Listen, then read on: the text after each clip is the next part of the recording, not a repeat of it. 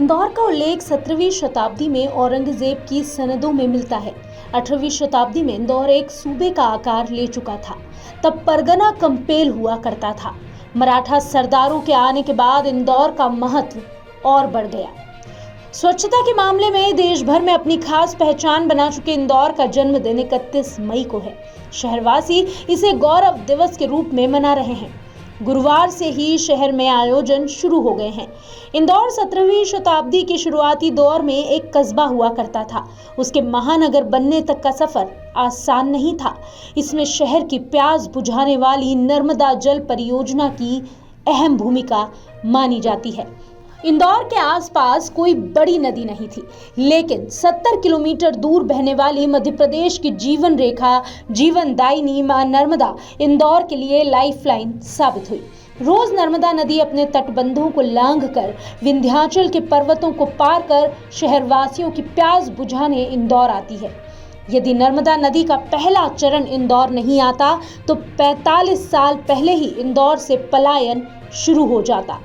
इंदौर कस्बे का उल्लेख 17वीं शताब्दी में औरंगजेब की सनदों में मिलता है। 18वीं शताब्दी में इंदौर एक सूबे का आकार ले चुका था। परगना कंपेल हुआ करता था। मराठा सरदारों के आने के बाद इंदौर का महत्व और बढ़ गया। इतिहासकारों के अनुसार इंदौर में एक इंद्रेश्वर मंदिर हुआ करता था। उसके नाम के कारण इंदौर को पहले इंद्रपुर, फिर इंदूर के नाम से पहचाना जाने लगा। बाद में शहर इंदौर हो गया। सन 1932 को इंदौर की जागीरी मल्हार राव होलकर को मिली थी। इसके बाद दूसरे स्थानों व्यापारियों को इंदौर में बसने के लिए प्रेरित किया गया। धीरे धीरे इंदौर का विकास हुआ। वर्ष 1931 के सरकारी गजेटियर के अनुसार मराठा शासकों को इंदौर पसंद आने लगा। देवी अहिल्याबाई ने कार्यालय कंपेल से इंदौर स्थानांतरित करवाया था। आइए इतिहासकारों से ही जानते हैं इंदौर के गौरवशाली इतिहास की जानकारी। इंदौर का दौर हमेशा से अद्भुत रहा है। इंदौर की अपनी एक कहानी है। इंदौर का एक अपना इतिहास है जो अपने आप में विकास की हर दौर में एक नई इबारत लिखता है।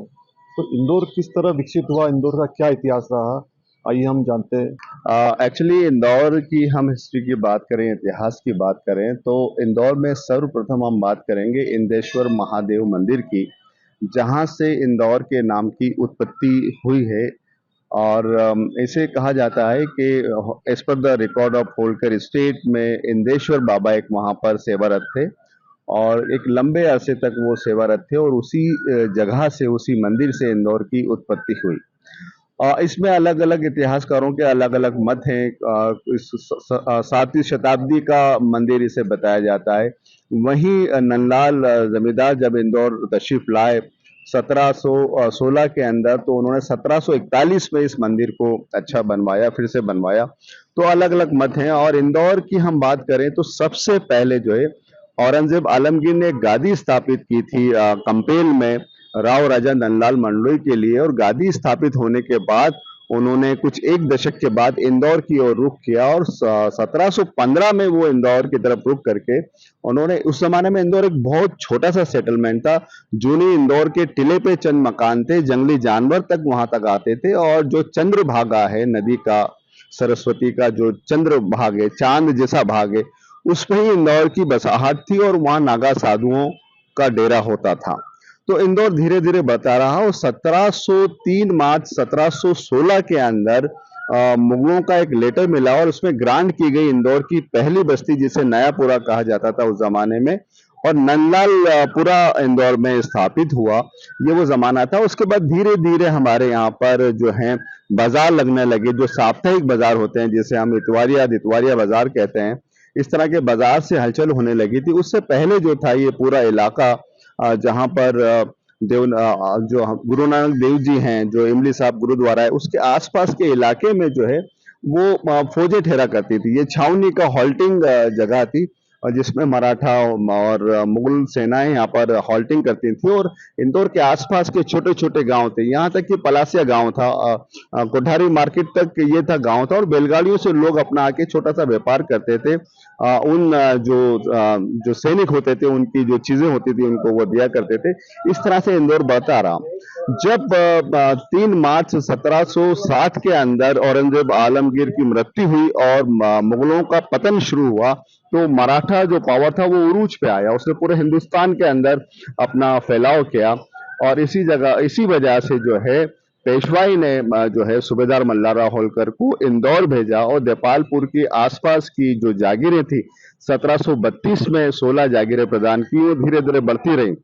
लेकिन एक बड़ी इंपॉर्टेंट चीज थी कि जो सूबेदार मल्हारराव होलकर थे, उन्होंने एक पेशवाई को खत लिखा कि हम अधिकतर हमारी जो टाइम है, जो वक्त है, वो युद्ध क्षेत्र में रहता है, और हमें कुछ हो गया तो हमारे परिवार का क्या होगा, लिहाजा इसके लिए आप खागजी संपत्ति का इंतजाम करें।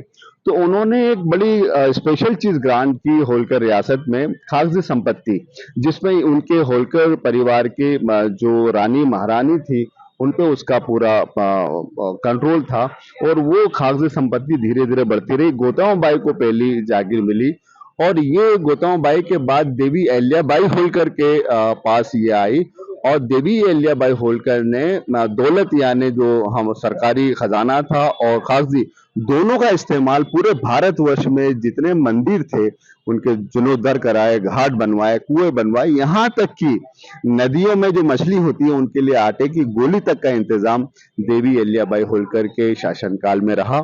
आप देखें न्याय व्यवस्था बहुत स्ट्रांग रही। वहाँ उस जमाने के जो किसान थे या मजदूर थे या चित्रकार थे या संगीतज्ञ थे, जितने भी विधाएं होती है, सब में देवी अहिल्याबाई होलकर का काफी दखल था और कंट्रोल था, और उन्होंने इसको बड़ा अच्छी तरह से उन्होंने इसको संभाला। 300 साल पहले तक तो इंदौर एक सूबा हुआ करता था, परगना कंपेल कहलाता था। सारे सरकारी कार्यालय दफ्तर जो कंपेल में हुआ करते थे। इंदौर का महत्व अचानक कैसे बढ़ा, और जो आधुनिक इंदौर है उसमें किन राजाओं का महत्वपूर्ण योगदान देखते हैं आप? देखिए, दो चीजें हैं। कभी पहली बात, कभी महेश्वर रेलवे लाइन चली जाती, या महेश्वर से भानपुरा इंदौर की कैपिटल नहीं जाती, या कंपेल से इंदौर हेडक्वार्टर नहीं आता, तो आज भी इंदौर एक छोटा सा गांव होता। उसकी वजह यह रही कि जब नंदलाल मंडलोई जी ने शिफ्टिंग की इंदौर की तरफ, वो रुख किया, एक तो वो बहुत बड़ी वजह थी। दूसरा, देवी अहिल्याबाई होलकर ने होलकर रियासत का जो हेडक्वार्टर था कंपेल, उसको इंदौर शिफ्ट किया, बिकॉज इंदौर उस जमाने में छावनी की वो थी और इंदौर में हलचलें बढ़ रही थी। तो देवी अहिल्याबाई होलकर समय समय पर इंदौर आया करती थी, और उन्होंने जब भी वो इंदौर आती थी तो अपने शाही जो घर था उनका, महलवाड़ा जिसे हम आज राजवाड़ा कहते हैं, उसमें वो ठहरा करती थी। लेकिन उसमें ना ठहरते हुए वो जो छतरी बाग में जो छतरी हैं उनके ससुर की, सूबेदार मल्हारराव होलकर की और खांडेराव जी की, उसके बीच में वो तंबू लगाकर रहती थी, और इंदौर के ट्रेडर्स एंड मर्चेंट से वो बात करती थी, यहाँ के व्यापारियों से बात करती थी। इंदौर उस जमाने में धीरे धीरे डेवलप हो रहा था। उन्होंने राजपुताना के कई व्यापारियों को बुलाया और उनका आधा टैक्स माफ किया कि आप यहाँ आके बसें। उज्जैन से भी लोगों को बुलाया और टैक्सेशन की फ्लेक्सिबिलिटी दी, आप इंदौर में व्यापार करें, आपका 50% जो टैक्स है वो सरकार माफ करती है। और इस तरह से धीरे धीरे लोग माइग्रेट करके इंदौर बसने लगे राजपुताना से। एक बहुत बड़ा ये पॉइंट था कि इसी से इंदौर जो है वो तीव्र गति से अफीम के उद्योग में, कॉटन के व्यापार में बढ़ा। उस जमाने में हमारे यहाँ की अफीम जो है वो चाइना जाया करती थी पूरी दुनिया से, क्योंकि जो होलकर रियासत थी वो काफी बड़ी थी। एक तरफ भानपुरा है, दूसरी तरफ पश्चिम निमाड़ तक इसका एरिया बहुत बड़ा था। तो इंदौर अफीम आती थी और इंदौर से बंबई होते हुए वो चाइना जाती थी। चाइना से बार्टर सिस्टम था, वहां से पैसा ना आते हुए बार्टर सिस्टम सिल्वर्स के बाहर आते थे और ये एक्सचेंज मोड पे बिजनेस होता था। तो इंदौर की जो ग्रोथ थी वो बढ़ती रही। 1909 में अचानक जब जो अफीम थी उस पर बैन लगा तो कॉटन इंडस्ट्रीज का उरूज आया। हमारे यहाँ की पहली कॉटन मिल महाराजा तुकोजीराव सेकंड ने 1866 में बना दी थी, जब रेलवे लाइन नहीं आई थी। 1875 में रेलवे लाइन इंदौर से महू कनेक्ट हुई थी। तो उस तरह से धीरे धीरे फिर 1909 में मालवा यूनाइटेड मिल बनी और उसका फिर काम होने लगा। तो इंदौर का कॉटन जो है वो पूरे यूरोप में, पूरे मिडिल ईस्ट में, बिकॉज ऑफ इस क्वालिटी एंड सॉफ्टनेस की वजह से बड़ी डिमांड थी और हमारे यहाँ की मिलें चल पड़ी उसकी वजह यह थी कि इंदौर रियासत का जो निमाड़ का इलाका है, वहाँ से काफ़ी अच्छी किस्म की कपास होती है और उससे हमारे मिलों में एक अच्छा कपास का कपड़ा बनता था। ये थे इतिहासकार जफर अंसारी, जिन्होंने बताया कि इंदौर ने हर दौर में किस प्रकार विकास किया और किस तरह इंदौर फलता फूलता गया। इस वक्त हमारे साथ हैं पुरातत्व विभाग के उप संचालक, जिन्होंने राजवाड़ा का कायाकल्प किया है। कल इंदौर का बर्थडे बना रहा है। इंदौर का बर्थडे यानी देवी अहिल्या का 300वां जन्मदिन। तो इंदौर को लेकर क्या जानकारी इतिहास से जुड़ी इनके पास है, आइए हम जानते हैं प्रकाश जी से। नमस्कार प्रकाश जी, आप अमर उजाला में आपका स्वागत है। आप बताइए इंदौर के इतिहास के बारे में क्या क्या आपको जानकारी है? इंदौर का इतिहास काफ़ी पुराना है। यहाँ पे पशु जीवाश्म भी मिले हैं और पाषाणकालीन उपकरण भी मिले। इंदौर में ये बहुत कम लोगों को मालूम है कि आज़ाद नगर नाम की एक जगह है, जहाँ पे 1975 में उत्खनन हुआ था, जिसमें ताम्रश्म युगीन सभ्यता के अवशेष मिले, जो इंदौर संग्रहालय में प्रदर्शित भी किए गए हैं। उसके बाद परमारों के समय इसका काफ़ी महत्व रहा है और उज्जैन और धार परमारों के दो सत्ता के केंद्र थे और इंदौर उनके बीच में पड़ता था, इसलिए उस समय भी इस शहर का जो कस्बे के रूप में था इसका महत्व था। ऐसी मान्यता है कि राष्ट्रकूट राजा इंद्र के नाम पे इसका इंद्रपुर नाम पड़ा, जिसको बाद में मराठी में इंदूर और इंदौर ब्रिटिश काल में इसका नाम किया गया। जहाँ तक मुगल काल का प्रश्न है, मुगल काल में जमींदार परिवार यहाँ के मुखिया हुआ करते थे और काम्पेल उनकी राजधानी थी। इंदौर के जुनी इंदौर में जो रावला है वो उनका आवास हुआ करता था। 1732 में बाजीराव पेशवा ने जब साम्राज्य विस्तार की योजना बनाई तो उन्होंने अपने चुने हुए सरदारों को अलग अलग जगह की जागीरें प्रदान की थी, जिसमें मल्हारराव होलकर को इंदौर के 28.5 परगने जागीर के रूप में दिए गए थे और 1747 में राजवाड़े का निर्माण किया गया था। राजवाड़ा 1747 के बाद निरंतर होलकरों का शाही महल हुआ करता था, लेकिन कुछ परिस्थितिवश यशवंतराव होलकर ने अपनी राजधानी भानपुरा शिफ्ट की थी, जिसे 1818 की मंदसौर संधि के बाद ब्रिटिश और होलकरों के बीच में जो संधि हुई उसमें उनको स्थायी रूप से इंदौर राजधानी करने का निर्देश था और उसी के बाद 1818 के बाद ये कस्बे से नगर और नगर से महानगर बना। प्रकाश जी, जैसे जानते हैं कि इंदौर शुरुआत में कस्बा था, 70 के दशक में यहाँ पानी को लेकर काफ़ी परेशानी भी हुई। एक नर्मदा का चरण है, यदि नर्मदा का चरण ना आया होता तो वाकई क्या इंदौर आज ऐसी स्थिति में रहता जैसा आज है ना आगे? नहीं, ये तो मील का पत्थर था। इंदौर में पानी की काफ़ी समस्या थी और एक जन आंदोलन हुआ और उसके बाद शासन ने नर्मदा को बड़े दुर्गम रास्ते से पाइप के सहारे इंदौर तक लाया और आज इंदौर पानी के कारण समृद्धशाली हो रहा है। ये थे प्रकाश जी, जिन्होंने बताया कि जो इंदौर है ये परमार कालीन क्षेत्र हुआ करता था। उस समय से इसका इतिहास है। ना केवल मराठाओं के कारण इंदौर की ख्याति बढ़ी, बल्कि परमार कालीन जो इतिहास रहा है उस समय भी इंदौर की बड़ी ख्याति रहा करती थी। यहाँ शिवाजी महाराज तक इंदौर में रह चुके हैं, आ चुके हैं।